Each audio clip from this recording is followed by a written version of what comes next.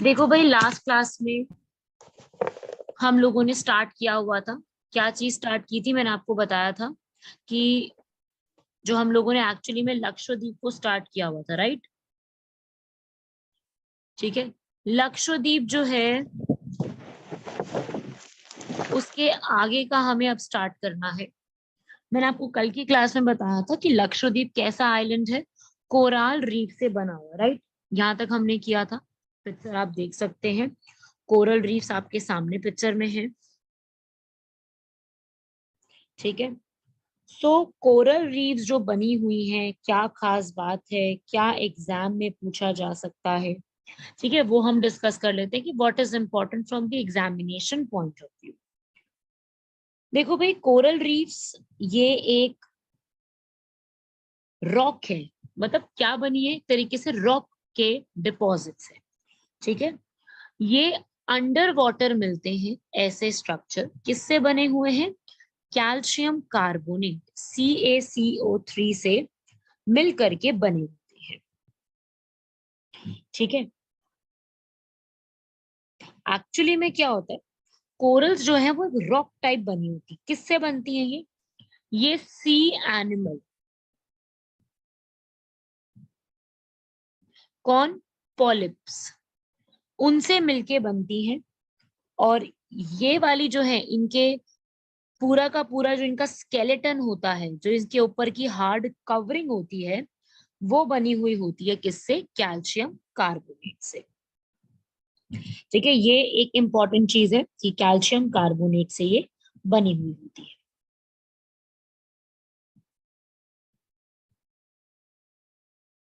ठीक है। अब यहाँ पर ये बहुत सारे एक स्ट्रक्चर हैं जो किसके साथ रहते हैं? कॉलोनीज में। कॉलोनीज का मतलब होता है ग्रुप में। और रहते किसके साथ है? एल्गे के साथ। ये अब यहाँ पर थोड़ा सा इंपॉर्टेंट बन जाएगा। एग्जाम में जो क्वेश्चन आते हैं वो यहीं से बनते हैं। They live in symbiotic relationship with algae. Algae के साथ सिम्बायोटिक रिलेशनशिप में रहते हैं। सिम्बायोटिक रिलेशनशिप कौन सी होती है? In which both organisms give mutual benefit to each other. जहां पे दोनों ऑर्गेनिज्म एक दूसरे को जो है म्यूचुअल बेनिफिट प्रोवाइड करते हैं। यस, ये लक्षद्वीप में ही है मुश्ताक। तो ये आपको यहाँ पे बने हुए मिलेंगे। और कौन से एल्गे के साथ रहते हैं? Please note down the name of that algae, zooxanthellae. ठीक है। एल्गे का नाम है जूजैंथले। बहुत कम एरिया में है वैसे coral reef, 0.1% of the geographical area है, बट मरीन इकोसिस्टम में काफी इंपॉर्टेंट रोल प्ले करते हैं। ठीक है ये बहुत कम ही, लेकिन ये बहुत बड़ा एक जोग्राफिकल, लाइक वहां बहुत अच्छी बायोडाइवर्सिटी प्रोवाइड करते हैं। ठीक है। Rain forest of the sea कहा जाता है उनको, लिख लीजिए। Also known as rain forest of sea. देखो भाई, एग्जाम में क्वेश्चन कैसे आते हैं, ध्यान से समझना। जो एग्जाम में क्वेश्चन आते हैं हमें तो बेसिकली वो सॉल्व करने हैं। So we have to understand कि एग्जाम में किस टाइप का चीज पूछा जाता है। एग्जाम में इससे क्वेश्चन ऐसे आते हैं, जैसे ये लिखा हुआ है, ये इसको तो आप बना लीजिए मोस्ट इंपॉर्टेंट। इसको तो यूपीएससी भी बहुत बार पूछ चुकी है, तो ये कुछ ज्यादा इंपॉर्टेंट हो जाएगा हमारे लिए कि अगर कोरल रीफ्स आपको जहां मिल रही है, हम पढ़ेंगे कहाँ पर मिलती है। ये कोरल रीफ जो हैं, ये एक्चुअली में इनको ग्रो करने के लिए कैसी कंडीशंस की जरूरत होती है? कंडीशन समझ रहे हो, कैसी रिक्वायरमेंट होती है? जैसे अगर मैं बात करूं टेम्परेचर, पानी में ग्रो होती है तो वाटर का टेम्परेचर कैसा चाहिए? वो 20 डिग्री से बिलो नहीं होना चाहिए।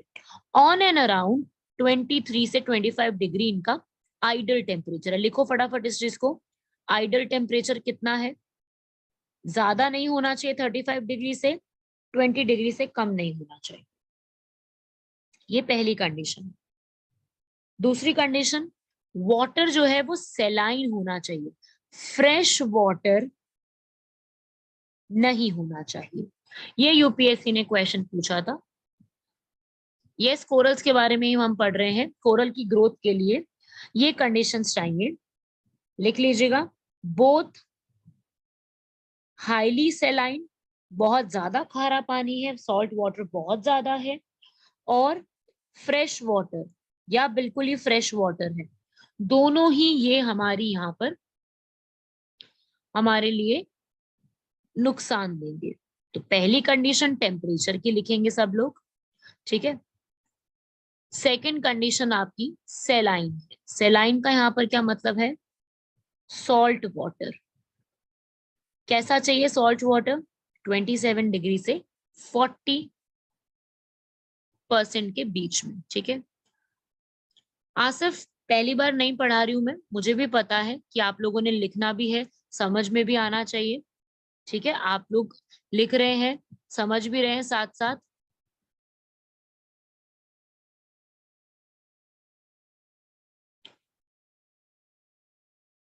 लिख लीजिए यहां तक।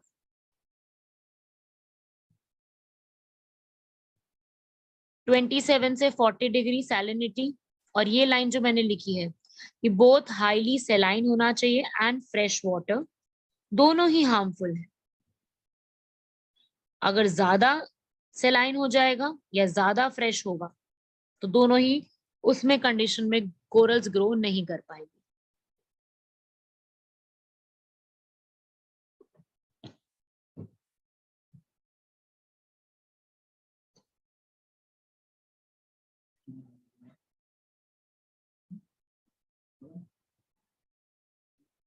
ठीक है भाई, first and second condition I hope लिख लिया होगा अब तक तो सब लोगों ने। और जितना टाइम वेस्ट आप लोग चैट बॉक्स में लिखने में करते हैं, इससे बड़े तो नोट्स में लिख लो, तो वो ज्यादा टाइम बच जाएगा। तीसरा लिखेंगे भाई, शैलो वाटर होना चाहिए। मतलब वाटर की जो डेप्थ है वो ज्यादा नहीं होनी चाहिए। किससे? 50 मीटर से। 50 मीटर्स तक होनी चाहिए, और 200 मीटर से ज्यादा ना एक्सीड करे। मतलब कि अगर मैं आइडल डेप्थ की बात करूं कि कितनी होनी चाहिए, वो है 45 मीटर से 55 मीटर्स बिलो सी सरफेस, ठीक है। क्यों ऐसा है?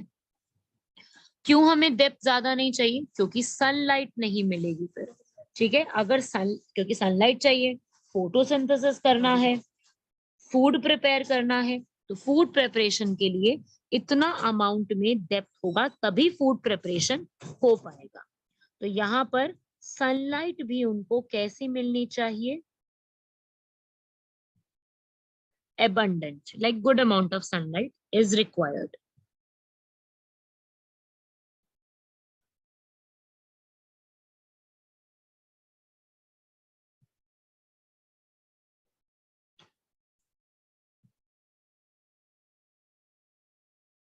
लिख लीजिए यहां तक।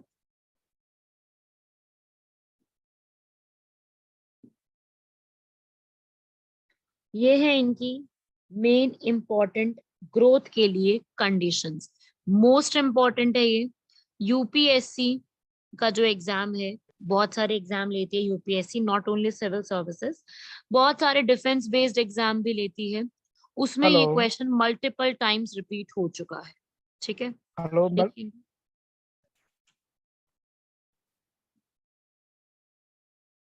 write down this points.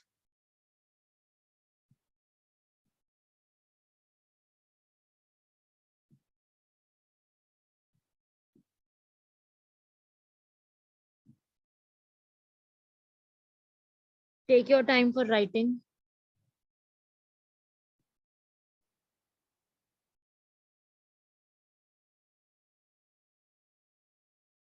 Right, done. यहाँ तक बताओ जरा एक बार, यहाँ तक डन हो गया?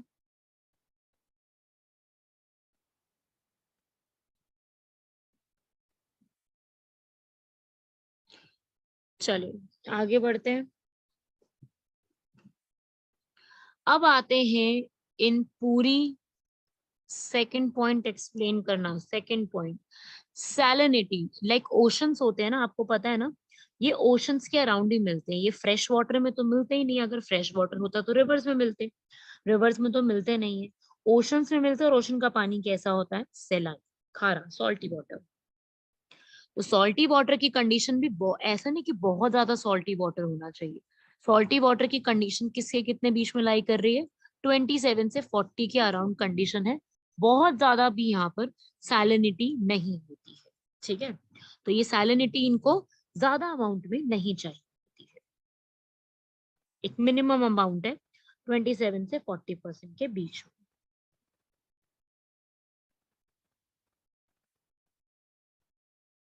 आगे बढ़ते हैं। अब आते हैं कुछ टाइप्स, एग्जाम में टाइप्स पे क्वेश्चन पूछ लिया जाता है क्योंकि इंडिया में मिलते हैं ये। टाइप्स क्या है इसके? Fringing reef, barrier reef and atolls.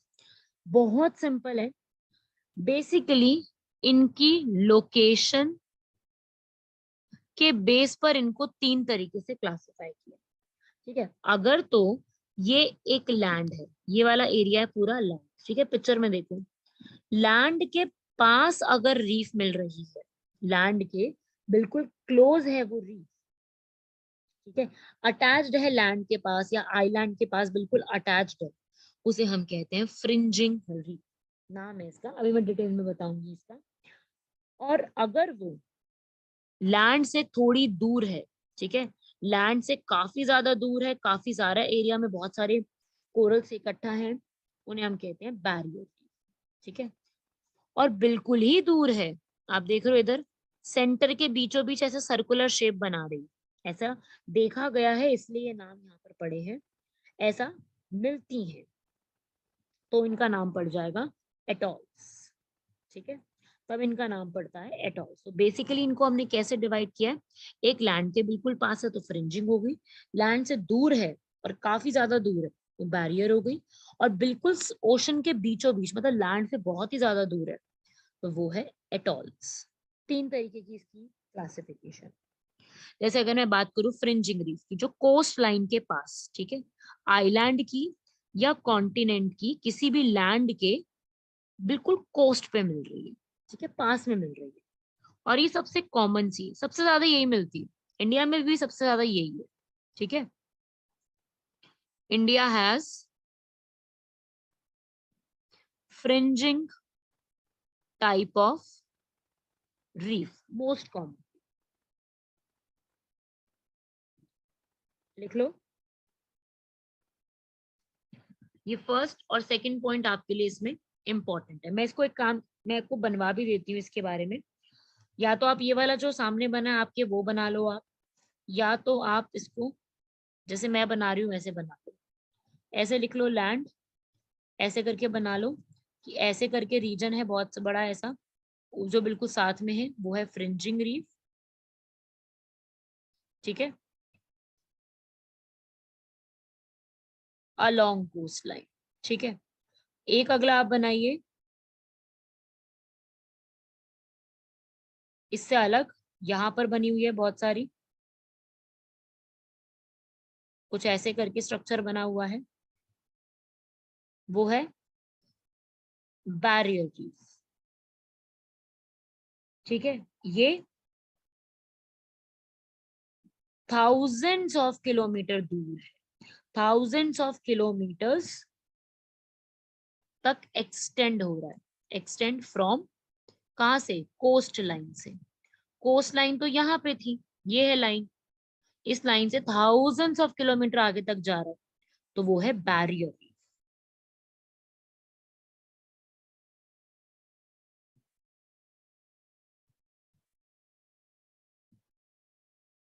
और लास्ट है स्ट्रक्चर, ऐसे सर्कुलर से बनेंगे एटॉल्स। ये क्या होते हैं? Great distance. और ये इंडिया में नहीं मिलते, पैसिफिक ओशन में मिलते क्योंकि पैसिफिक ओशन बहुत बड़ा है ना, और ये सर्कुलर शेप में बनाना है इसको क्योंकि ऑलमोस्ट सर्कुलर शेप में ही मिलते हैं।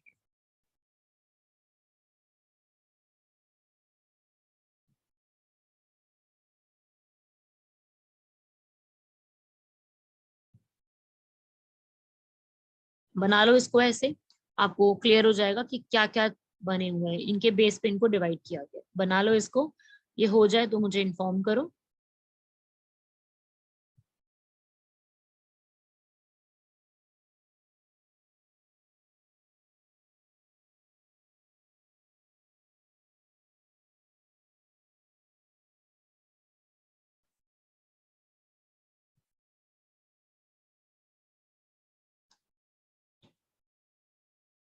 डन, ठीक है। ये मैं स्क्रीन हटा रही हूँ फिर।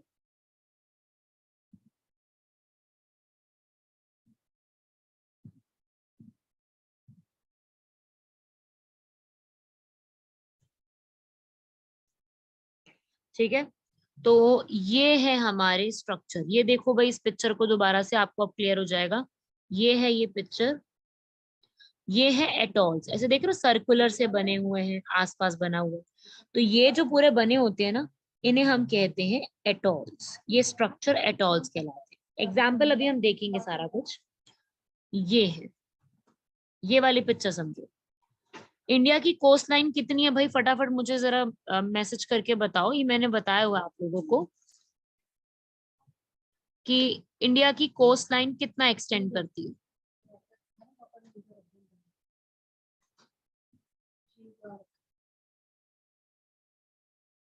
Any idea? No idea? वैसे तो सामने लिखा ही हुआ है, पर एग्जैक्ट फिगर भी मैंने आपको बताई हुई है।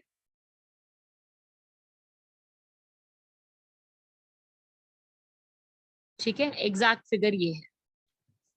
तो होता क्या है, इंडिया में बहुत सारी आपको कोरल रीफ्स मिलेंगी। मैक्सिमम आपको मिलेंगी फ्रिंजिंग। ठीक है, फ्रिंजिंग रीफ, जिन्होंने नहीं लिखा वो लिख लो। India has fringing type of reef, coast line के पास मिलती है, और सबसे ज्यादा मिलने वाली यही रीफ्स है।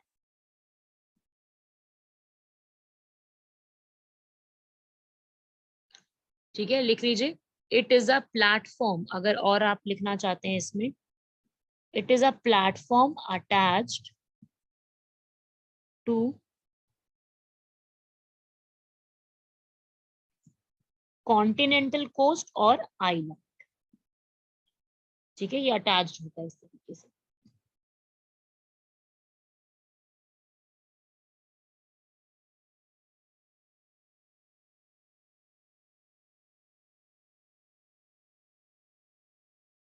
अंजुम का आप पूछ रहे टॉपिक क्या है अंजुम? अभी हमने लास्ट की जो पहले की क्लासेस है उसमें अंडमान निकोबार और लक्षद्वीप आइलैंड को स्टार्ट किया था। तो लक्षद्वीप आइलैंड को एक कंटिन्यू करते हुए कोरल रीफ्स को हम लोगों ने स्टार्ट किया हुआ है। जिसकी फर्स्ट क्लास है उनके लिए इंफॉर्मेशन है, बिकॉज फर्स्ट क्लास वालों को बिल्कुल समझ नहीं आ पाएगा कि चल क्या रहा है।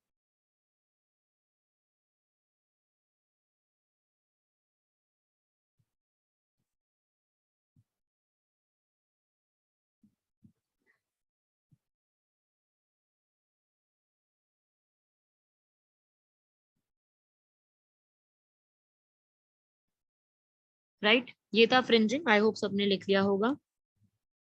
बैरियर बताया था ना, जो कोस्ट से काफी आगे, मच वाइडर है और काफी दूर जाती है। ठीक है, मैं आपको इसके बारे में एक नॉर्मल लैंग्वेज में लिखवा देती हूँ, लिखो। It is the largest of three reefs. जो तीन नाम आप पढ़ रहे हो उसमें से सबसे बड़ा एरिया इसी का होता है, एरिया की बात कर रहे हैं। It runs for thousands of kilometers from coast line. Coast line से थाउजेंड्स ऑफ किलोमीटर्स आगे होते हैं। ठीक है, और चौड़े भी बहुत होते हैं। They are wider as compared to fringing और एटॉल। एटॉल्स और फ्रिंजिंग के रिस्पेक्ट में इनका जो एरिया ना वो काफी वाइडर होता है।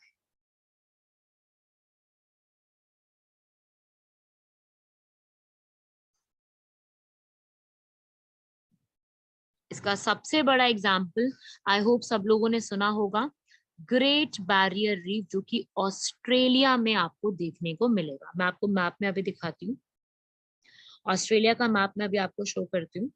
उस ऑस्ट्रेलिया के मैप में आपको ये मैं दिखाती हूँ कि कहाँ पे बनी हुई है। पहले आप ये पॉइंट्स नोट करो।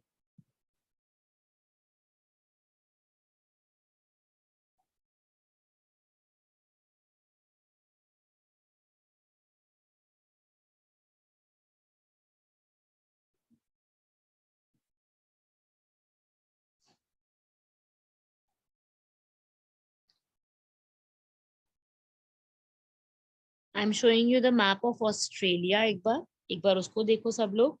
एक पीडीएफ फाइल मैं आपके साथ शेयर कर रही हूँ, उसमें आपको ये क्लियरली दिख जाएगा। शेयर किया मैंने, ये देखिए भाई, इसमें भी नहीं दिख रहा। वैसे ये ऑस्ट्रेलिया का मैप है। हाँ भाई, यहाँ देखो, इसमें ये वाला मैप देखो।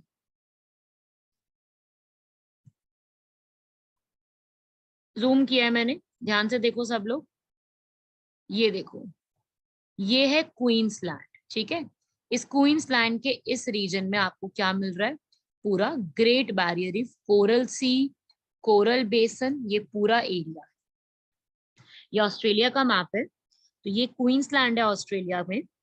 तो क्वेश्चन आया था कि ग्रेट बैरियर रीफ कहाँ लोकेटेड है, सीधा क्वेश्चन था। और उसका आंसर क्या था? East of Queensland. लोकेशन देखी सबने? क्वींसलैंड के ईस्ट वाले रीजन में ये रही ग्रेट बैरियर रीफ। क्योंकि ये बहुत बड़ी है, लाइक ये ऑस्ट्रेलिया के इस रीजन से करीब ये आगे तक पूरा 2000 किलोमीटर तक जा रही है। इसलिए इसको क्या कहते हैं? Great barrier reef. तब इसका नाम क्या पड़ा है? ग्रेट।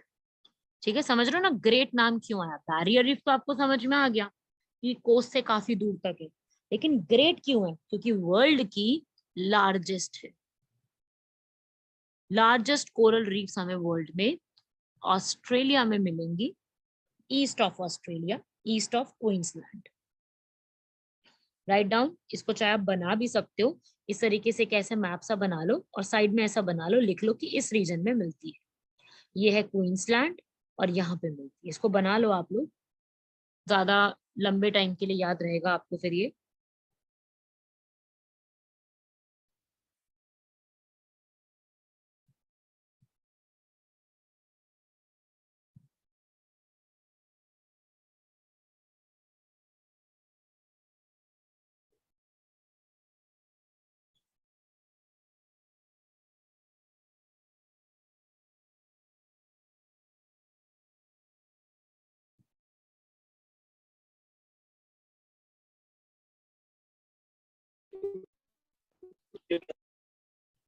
डन एवरीवन, सबने यहाँ तक बना लिया?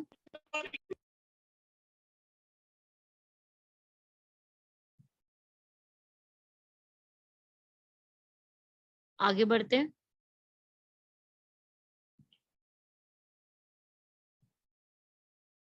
ये था मैप, ये वाला, ये वैसे ऑस्ट्रेलिया का मैप था पूरा, ठीक है। आप चाहे तो एक और मैप भी देख सकते हैं, उसमें भी आपको दिख जाएगा। ये है आपके सामने, आप इस मैप में भी देख सकते हैं, ठीक है। ये रहा ग्रेट बैरियर रीफ, कोरल सी आइलैंड, कोरल सी, पूरा ये कोरल सी, सारा यहाँ पे कोरल्स है क्वींसलैंड के पास, ठीक है भाई।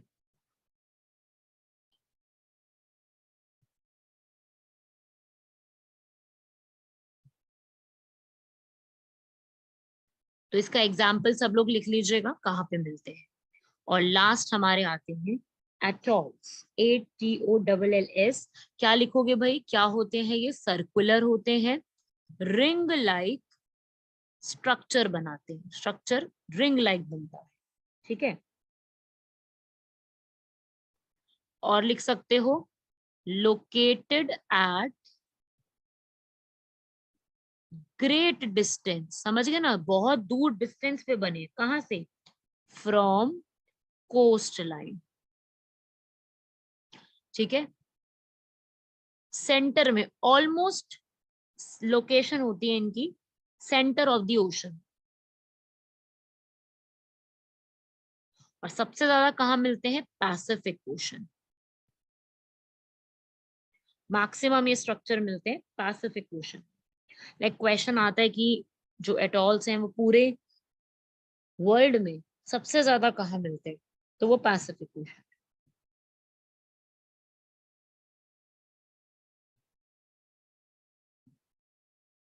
और कुछ एग्जाम्पल मैंने यहाँ और लिखे हैं। सुवा डीवा एटॉल मालदीव्स में है, मालदीव्स आपको पता है इंडिया के पास पड़ता है। बांगाराम एटॉल हमारे अपने लक्षद्वीप में है, ठीक है, क्योंकि वो स्ट्रक्चर बनाता है एक रिंग लाइक, दूर नहीं है ज्यादा, पर एक रिंग लाइक स्ट्रक्चर बनाता है, इसलिए हम इसको, ये जो पिक्चर आप देख रहे हो ना, ये एक्चुअली में लक्षद्वीप की है।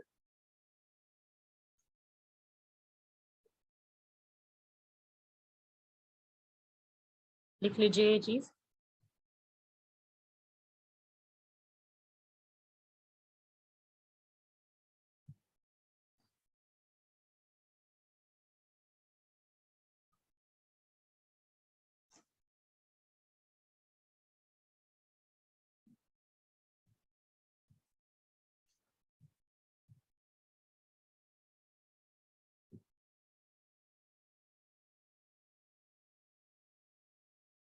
राइट एवरीवन, ये आपको नोट करना है। अब आता है मोस्ट इंपॉर्टेंट कि इंडिया में कहाँ पे है, ठीक है, इंडिया में कहाँ पे है, ये सबसे ज्यादा इंपॉर्टेंट है, क्योंकि सबसे ज्यादा जो क्वेश्चन आते हैं वो इस वाली स्लाइड से आपसे पूछे जाते हैं कि इंडिया में कहाँ मिलते हैं। यूपीएससी ने एक एग्जाम था एनडीए का, उसमें ये क्वेश्चन पूछा था, सीधा क्वेश्चन था कि कहाँ पे कोरल रीफ्स इंडिया में मिलते हैं। हमारे यहाँ बहुत ज्यादा नहीं है, बट कुछ लोकेशन है, आप नाम लिखो, मैं आपको लोकेशन मैप में दिखाती हूँ। Palk Bay, Gulf of Mannar, Gulf of Kutch, Andaman Nicobar, Lakshadweep, इन सब जगह पे आपको कोरल रीफ्स देखने को मिलेंगे, ठीक है। पाक बे, मैं भी आपको ये लोकेशन सारी दिखाती हूँ कि एग्जैक्टली ये लोकेटेड कहाँ है, ठीक है, क्योंकि स्टूडेंट्स को बहुत कंफ्यूजन रहती है, पाक बे, गल्फ ऑफ मन्नार, पाक स्ट्रेट, ये बने कहाँ पे हुए हैं। मैं आपको प्रॉपरली मैप में दिखाती हूँ लोकेशन। इंडिया में लिख लीजिए, यहाँ पे लोकेटेड है।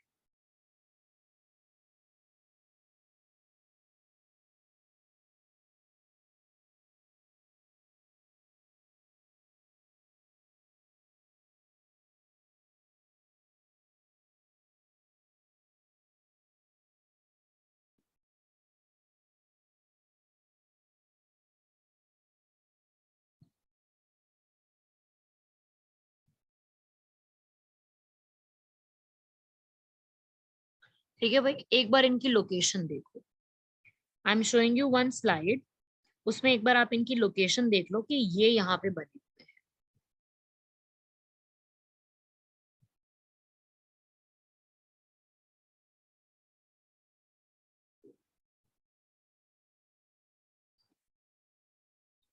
एक स्लाइड मैंने आपके साथ शेयर की है, यहाँ पे देखेंगे।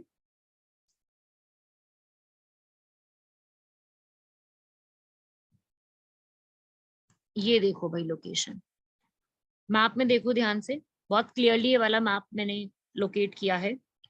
ये है तमिलनाडु इंडिया का, ये है श्रीलंका, सब जानते हैं इस चीज को। तो इनके बीच में एक लाइन आती है पाक स्ट्रेट, वो भी सब जानते हैं। लेकिन देखो एग्जामिनर कैसे पूछ सकता है क्वेश्चन, ध्यान से समझना इस चीज को, लिखना बाद में, पहले समझना। एग्जाम में पता है क्या आएगा, ये चार नाम जो आप सामने स्क्रीन पे देख रहे हो, इन चार नाम को लिखेगा और आपको कहेगा कि नॉर्थ से साउथ इसको अरेंज करो as they appear in map, इन चारों को अरेंज करो। और 110% आप लोगों ने नाम तो सारे सुने होंगे, पर आपको अरेंज करना नहीं आ पाएगा इसको। इसको नॉर्थ से साउथ कैसे करें, आपको तो लगा था सारे एक साथ ही बने हुए, हमने कभी ध्यान ही नहीं दिया कि भाई ये भी नॉर्थ से साउथ अरेंज होते हैं, है ना। ऐसा होता है सबके साथ, इसीलिए ये वाली स्लाइड मैंने स्पेसिफिकली प्रिपेयर की है, दोनों में क्लियरली दिखा के कि सबकी लोकेशन डिफरेंट है। सबसे ऊपर पार्क स्ट्रेट आता है, मैप में देखो, उसके नीचे का जो रीजन बना है जाफना के साथ वो है पार्क बे, और इंडिया के रामनाथापुरम जो कि तमिलनाडु में है, उससे त्रियम कोमले ऑफ श्रीलंका को जो कनेक्ट कर रहा है वो है राम सेतु, ठीक है। इसका पुराना नाम क्या था, एडम्स ब्रिज, अब नाम क्या चेंज हो गया, राम सेतु। और उसके नीचे आता है गल्फ ऑफ मन्नार।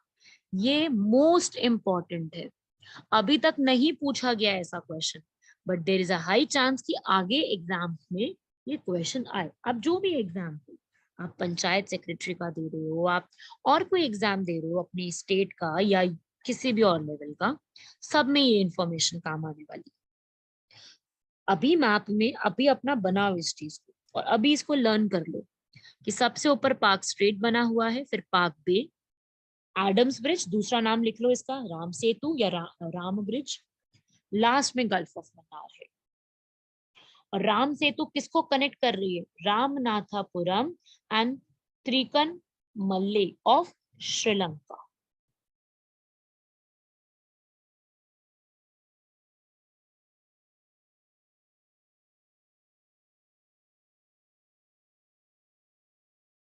ठीक है, लिख लो इसको। और एक क्वेश्चन मेरा आप लोगों से मैप में से देख के बताना है, मैं अलग से कुछ नहीं पूछ रही। My question is, which is the northernmost point of northernmost district of Sri Lanka? Because Sri Lanka is in news, all of you know that. Sri Lanka अभी फाइनेंशियल क्राइसिस से गुजर रहा है, इंडिया ने भी खूब मदद करी है उनकी। तो बताओ जरा एक बार क्या है इसका। वेरी गुड रकैया, तौसीफ भाई, सब लोग मुझे डायरेक्ट आंसर करेंगे, कोई भी एवरीवन पे मैसेज ना करे। मुझे जब आंसर करोगे then only I will reply. ठीक है, बाकी स्टूडेंट्स तक मैसेज जाता है, फिर वो स्टूडेंट मुझे मैसेज करते हैं कि मैम डिस्टर्बेंस हो रहा है। ठीक है, तो डायरेक्ट मैसेज मुझे करो आंसर्स का आपने। ठीक है भाई, सबका आंसर करेक्ट है, मैप में आप लोगों को दिख रहा है, आंसर इज जाफना डिस्ट्रिक्ट, सबको दिख रहा है मैप।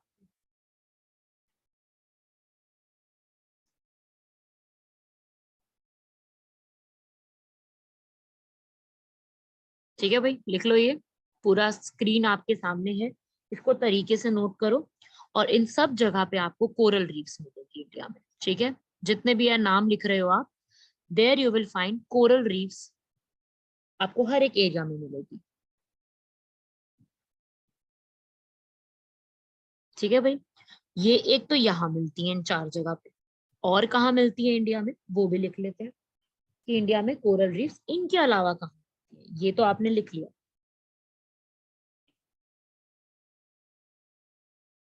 आगे लिखेंगे और कौन सी लोकेशन है।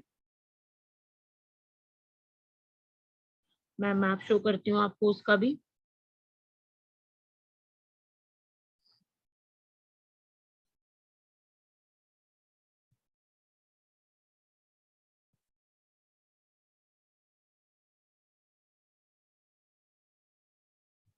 ये वाली लोकेशन सबने लिख ली, इधर देखो, park straight, gulf of Mannar, एक मिलता है आपको इस रीजन में, यहाँ पर जो मैं अभी बना रही हूँ ना, मार्क कर रही हूँ ऐसे, कौन सा रीजन है ये, गल्फ ऑफ कच्छ, यहाँ पे मिलेंगे, लिख लीजिए गल्फ ऑफ कच्छ।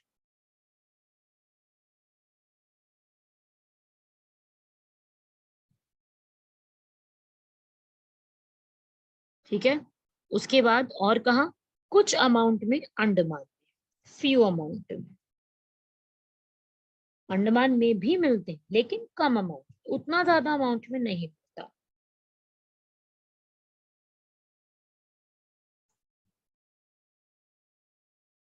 ठीक है, ये लिख लीजिएगा, इंपॉर्टेंट है।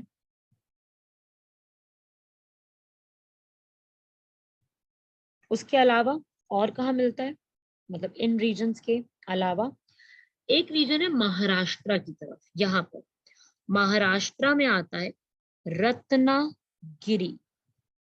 आई होप सबने नाम सुना होगा इस जगह का। यहाँ पर इन रीजन्स में आपको, सब रीजन में आपको फ्रिंजिंग मिलेगी। In every region you are going to find fringing reefs. और लक्षद्वीप में तो है ही, वो तो हम पढ़ ही रहे हैं। ठीक है भाई, एग्जाम में इनसे क्वेश्चन पूछे जाते हैं, तो इस तरीके से आपको सॉल्व करना है। क्वेश्चन सीधा आता है कहाँ पे क्या लोकेटेड है, कौन से एरिया में मिलती है, तो इनको याद रखिएगा। ठीक है भाई, ये थी लोकेशंस और कहाँ कहाँ पे मिलते हैं कोरल रीफ्स।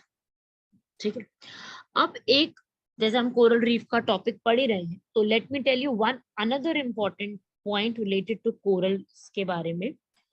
एक पूरे वर्ल्ड का कोरल ट्रायंगल भी कहलाता है। ठीक है, पूरे वर्ल्ड में एक रीजन और है जिसको कोरल ट्रायंगल कहते हैं। ठीक है, let me show you that region also map में। मैं आपको वर्ल्ड के मैप में वो रीजन दिखाती हूँ। उसका रीजन का नाम है कोरल ट्रायंगल। लिखो जरा, हेडिंग बनाओ, कोरल ट्रायंगल।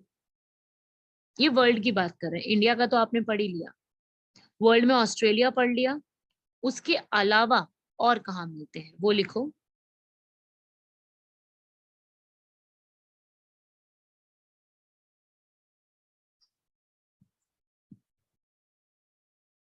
ये मैप देखिए भाई, वर्ल्ड का मैप है। कोरल ट्रायंगल वर्ल्ड में कहाँ मिलते हैं वो हमसे पूछा जाता है, 6 कंट्रीज में। ठीक है, मैं जूम कर रही हूँ मैप को इस रीजन में। ठीक है, मैं दूसरा भी, एक और भी मैप दिखाऊंगी जिसमें आपको और क्लियरली दिखेगा। अभी आप नाम नोट कीजिए, इंडोनेशिया, मलेशिया, मैं सर्कल कर रही हूँ, Papua New Guinea, Philippines, Solomon Islands, Timor Leste. 6 आपको मिल गए हैं। इन 6 कंट्रीज में you are going to find corals, और इसको हम कहते हैं कोरल ट्रायंगल। इस रीजन को हम क्या बोलते हैं, कोरल ट्रायंगल, लिख लीजिए। और कोरल डे हम कब बनाते हैं, कोरल डे मनाया जाता है, और लेट मी टेल यू, 2 दिन पहले ही था वो दिन। कोरल डे जो है, नहीं आई, नहीं वो कल है। आज हम टॉपिक पढ़ रहे हैं और कोरल डे कल मनाया जाता है, तो ये इंपॉर्टेंट हो गया हमारे एग्जाम के लिए। तो कल मैं आप लोगों से पूछूंगी कि कोरल डे की थीम क्या है, क्योंकि कल दिन जो है वो कौन सा है, कोरल डे।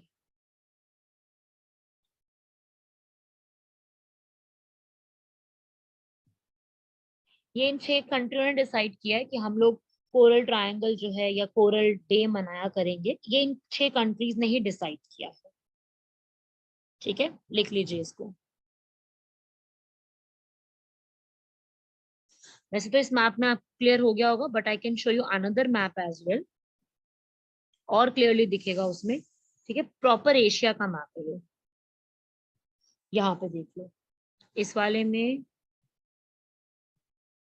इसमें ज्यादा क्लियरली दिखेगा। ये देखो भाई, देख लो लोकेशन अच्छे से। ये बना हुआ है इंडोनेशिया, फिलीपींस, ठीक है, मलेशिया, ये रीजन सारे बने हुए हैं यहाँ पर। यहाँ पे भी आपको दिख जाएगा।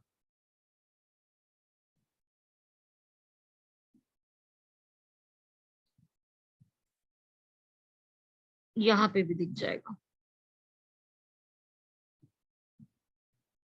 दिख रहा है ना सबको मैप में। ये रहा Papua New Guinea, Philippines, Malaysia, Indonesia, Timor Leste इसमें नहीं दिख रहा इस मैप में। सोलोमन आइलैंड, ये रहे सोलोमन आइलैंड्स। ये रहा कोरल सी, ऑस्ट्रेलिया वाला। तो ये सब आइलैंड्स हैं। तिमोर लेस्ते मुझे नहीं दिख रहा है यहाँ पर। हाँ भाई, यहाँ नहीं दिख रहा है इस मैप में, पर आपने लोकेशन अभी देख ली ना, तो ये कोरल ट्रायंगल्स कहलाते हैं। कल याद रखिएगा कोरल ट्रायंगल की डे है, तो आपको कल के लिए थीम पढ़ना इंपॉर्टेंट हो जाएगा, हमारे एग्जाम के लिए थीम इंपॉर्टेंट हो जाएगा। ठीक है भाई, ये आपको पूरा याद रखना है यहाँ तक। ये था कोरल्स के बारे में। आज की पूरी क्लास हम लोगों ने कोरल्स के बारे में ही पढ़ी। ठीक है, टोटल 7 नहीं है, 6 है, 6 ही नाम लिखे। ठीक है, 6 नाम लिखे, 7 नाम तो हमने लिखे ही नहीं। ठीक है, ये आपने पूरा यहाँ तक कंप्लीट किया। ये थे पूरे कोरल्स के बारे में सारा कुछ। इनसे क्वेश्चन आते हैं, जो जो आपने टॉपिक अभी पढ़ा है, इनसे आपके एग्जाम में कोरल के ऊपर पूरा पूछा जा सकता है। ठीक है, एक टेस्ट भी आपका अपलोड होगा आज, जिसमें सिर्फ कोरल्स के ऊपर क्वेश्चन होंगे।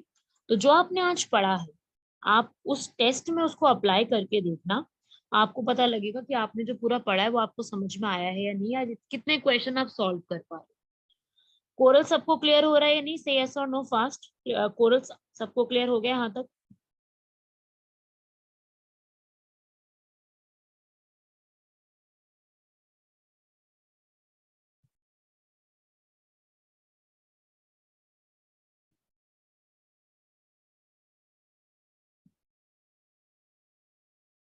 यस, कोरल ब्लीचिंग पे आते हैं इसके बाद। यहाँ तक तो हो गया ना सबका क्लियर? चलिए अब आते हैं एक टॉपिक पे, यहाँ पर।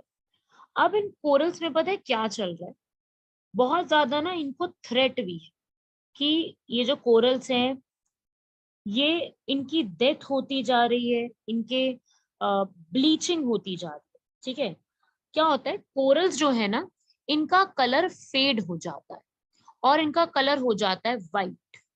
ठीक है, जिसकी वजह से क्या होता है, कोरल जो है वो, उनकी डेथ होती जाती है, या आप कह लो कि वो, मतलब कोरल्स खत्म होते जाते हैं। कब हो सकता है ऐसा? ऐसा कब कब हो सकता है? ऐसा तब हो सकता है, वैसे ये न्यूज में काफी ज्यादा है, क्योंकि ऑस्ट्रेलिया में बहुत ज्यादा ये चीज देखने को मिल रही है आज के समय में। ठीक है, ये ऐसे हमें मतलब देखने को मिल रहा है। तो ये जो पूरे कोरल्स हैं, ऐसा क्यों ऐसा हो सकता है?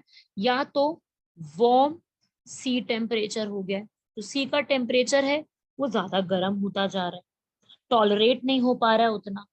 ठीक है, या तो ओशन में एसिडिफिकेशन बढ़ता जा रहा है। क्या हो रहा है, CO2 का लेवल बढ़ता जा रहा है, जिसकी वजह से सैलिनिटी इंक्रीज होती जा रही है।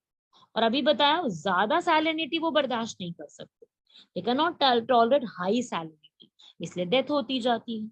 उतना नहीं है ना, एबिलिटी नहीं है उतनी।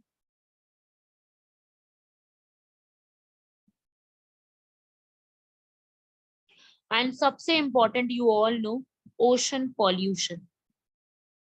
पॉल्यूशन की वजह से तो सबसे ज्यादा ये चीज प्रॉब्लम क्रिएट करती है। ठीक है, तो ये एक इम्पॉर्टेंट यहाँ पर याद रखिएगा, और इसको प्रोटेक्ट करने के लिए बहुत सारी चीजें की गई, बहुत सारे नए नए स्टेप लिए गए। ठीक है, सरकार ने बहुत सारे नए नए काम किए ताकि हम कोरल को प्रोटेक्ट कर सके। ठीक है, जैसे क्या क्या लिए स्टेप, इनिशिएटिव्स कौन से लिए गए हैं?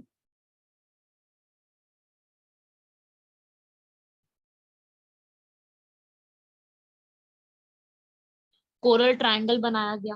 ठीक है, एक बनाई गई इंटरनेशनल कोरल रीफ इनिशिएटिव, एक ये अलग से बनाया गया इंटरनेशनल लेवल पे, कोरल रीफ इनिशिएटिव लिया गया। आपको इनका डिटेल में नहीं जानना, वो आपसे कोई नहीं पूछेगा, बट पता होना चाहिए बस कि ऐसे लिए गए हैं। सस्टेनेबल ओशन इनिशिएटिव,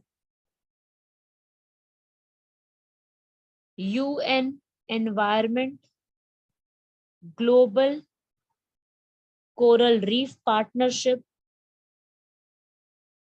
ऐसे कुछ इनिशिएटिव्स हैं जो इस कोरल को प्रोटेक्ट करने के लिए लिए गए हैं पूरे वर्ल्ड लेवल। लिख लीजिए।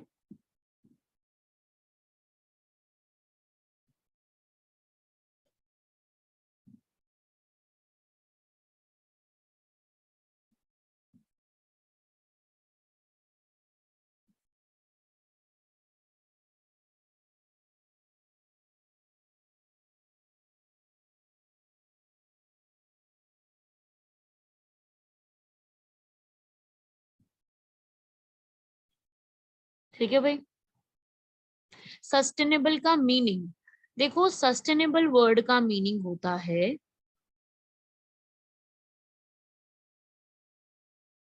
Use of resources in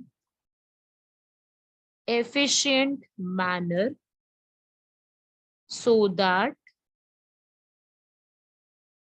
future generation could also use it। इसका मतलब होता है कि हमें अपने रिसोर्सेस का इस तरीके से यूज करना है कि कम से कम आगे आने वाली जनरेशन को कुछ तो यहाँ पर फायदा मिले उसका। मतलब ऐसा नहीं कि हमें अपने रिसोर्सेस को इस तरीके से इस्तेमाल करना है कि आगे आने वाली जनरेशन को कुछ भी नहीं मिल रहा है। ठीक है, तो उसे हम कहते हैं यहाँ पर, लिख लीजिए, sustainable. Yes, judicial use, proper use, sustainable method में यूज करना, इसे हम कहते हैं कोरल रीफ्स।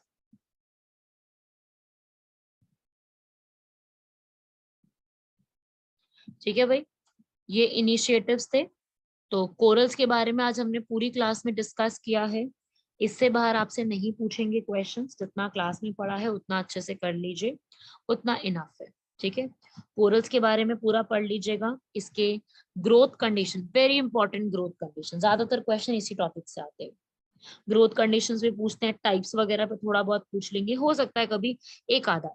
देखो जितना भी हमने आज पूरा टॉपिक पढ़ा है ना, इससे एक क्वेश्चन आएगा ज्यादा से ज्यादा, और क्वेश्चन नहीं बन सकता, सिर्फ एक क्वेश्चन। ठीक है, तो इस एक क्वेश्चन के लिए इतना टाइम लगाना बहुत है, इससे ज्यादा टाइम इस पे लगाने का कोई यूजेज नहीं है। ठीक है, हाँ जी अब्दुल, मैंने बताया ना इंडिया में कोरल रीफ्स है। अभी तो लिखवा है पाक बे, और gulf of Mannar, Gulf of Kutch, Andaman Nicobar, सारा लिखवाया तो था अभी। तो वो सब इंडिया के बारे में ही था ना, कि इंडिया में कहाँ कहाँ मिलती है। ठीक है, तो ये वाला आपका टॉपिक हुआ। जिनकी भी ये न्यू क्लास है, ठीक है, जिनकी भी ये, how are they form, rice Ahmad, ये अंडर वाटर स्ट्रक्चर है, ये अंडर वाटर स्ट्रक्चर है, they are form by themselves, natural process है। ठीक है, yes this is enough for KS also. ये मैं ऑलरेडी सेंड कर चुकी हूँ पीडीएफ, हाँ ये वाली पीडीएफ नहीं सेंड करी, फिजिकल फीचर की 60 पेजेस की already I have sent. Coral reefs की just after the class I will send, okay, just after the class मैं पूरा सेंड कर दूंगी। और जो हम क्लास में ये पढ़ रहे हैं ना, ये नोट्स और ये सब कुछ लिखना, ये आपको सिर्फ अभी के एग्जाम के लिए काम नहीं आएगा, इस वाले में एग्जाम में तो पढ़ ही रहे हैं। उसके अलावा आप कोई भी एग्जाम देते हो, आपने एसआई का एग्जाम दिया है, या उससे आपने पहले असिस्टेंट रजिस्ट्रार का एग्जाम दिया था कोऑपरेटिव सोसाइटीज में, या आपने और भी कोई एग्जाम दिया है, केएस का एग्जाम दोगे, सब में ये काम आएगा। ठीक है, अगर आप जीएस पढ़ रहे हो तो आपको ये सारी चीजें हर एक एग्जाम में काम आने वाली है। ठीक है, क्योंकि क्वेश्चन बनते हैं इस टॉपिक से, तो फायदा ज्यादा होगा। लेक्चर ध्यान से सुनोगे, नोट्स अच्छे से बनाओगे, एंड मैं ये नोट्स आपको सेंड कर दूंगी जस्ट आफ्टर द क्लास। और आपका इसका मॉक टेस्ट भी अपलोड हो जाएगा, उस मॉक टेस्ट में आपके अपने क्वेश्चन भी आप प्रैक्टिस कर लीजिए। ठीक है, yes Zahid, it's all round information for every exam, exactly. ठीक है, आप किसी और स्टेट का भी एग्जाम देते हो तब भी ये इंफॉर्मेशन काम आए, क्योंकि कोरल रीफ तो वही रहने वाले हैं। ठीक है, चाहे आप इंडिया में कोई भी एग्जाम दो, नॉट ओनली जम्मू कश्मीर, आप किसी और एग्जाम के लिए भी दोगे इंडिया में, तब भी इंफॉर्मेशन काम आएगी। इसको ध्यान से समझ लीजिए, कर लीजिएगा। और इसके अलावा जो है, हम लोग हम लोगों ने ये वाला टॉपिक ओवर किया है अपना। मैं मैप में आपको स्लाइड शेयर कर देती हूँ।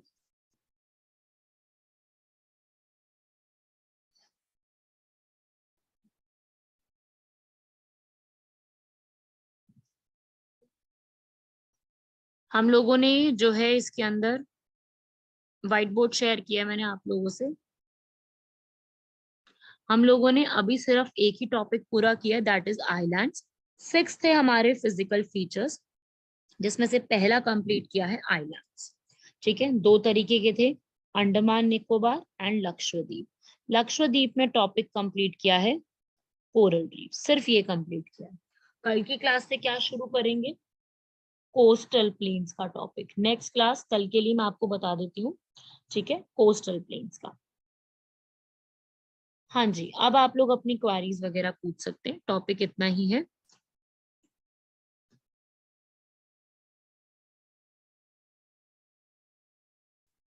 हाँ जी, आपका थर्ड पॉइंट ठीक है, नाम क्या है, तौसीफ, आपका थर्ड पॉइंट यहाँ पे ठीक है। और लक्षद्वीप की सूटी टर्न और बटरफ्लाई वाली दोनों ही नाम करेक्ट है उसके अंदर। दोनों ही नाम ठीक है।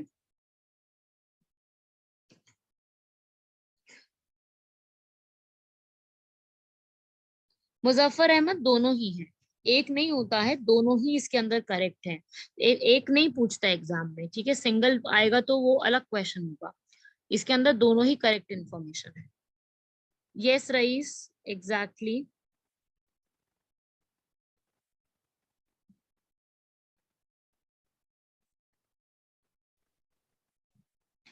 फर्स्ट टू में एक बार मैं आपको इन पूरा एक बार देख के बताती हूँ। मैंने आपका क्वेरी देख लिया है, मैंने इसका स्क्रीनशॉट ले लिया है। I will just check and then let you know, ठीक है, कल की क्लास में मुझे याद दिलाना, मैं इसको चेक करके आपको बताती हूँ। अगर केएस में आया था ऑप्शन अलग अलग थे, दैट मीन्स उसमें नीचे लिखा होगा 1 and 2, 2 and 3 करके कुछ लिखा होगा, ठीक है, दोनों ही इसमें करेक्ट होंगे ऑप्शन। और अगर ज्यादा पूछता है कि एग्जैक्टली इसमें से बताओ, तो आप इसका आंसर लगा सकते हैं अगर एक ही पूछता है तो। वैसे तो देखो यार, दोनों ही है इसके अंदर, तो आप ओशन पॉल्यूशन नहीं लगाओ फिर, ओशन पॉल्यूशन लगाना पड़ेगा क्योंकि वो ज्यादा अमाउंट में हो रहा है, वार्म वाटर उतना ज्यादा नहीं कॉज कर रहा। करंट अफेयर्स के लिए बेस्ट क्या रहेगा? आप मैगजीन ले सकते हो, ठीक है, आप मैगजीन भी ले सकते हो। आप कुरुक्षेत्र हो गया, या योजना मैगजीन हो गई, या अगर आप न्यूज़पेपर रीड करते हो तो वो भी ठीक है। बाकी क्लास में भी कवर अप करेंगे, ठीक है, उतने ज्यादा तो आएंगे नहीं करंट अफेयर्स के, 4-5 क्वेश्चन चांस है। तो अपना स्पोर्ट्स वगैरह को कवर अप करते रहो साइड बाय साइड। स्पोर्ट्स का सेक्टर हो गया, कोई अवार्ड्स वगैरह मिले हैं तो वो खुद भी उन चीजों के लिए अवेयर रहा हुआ।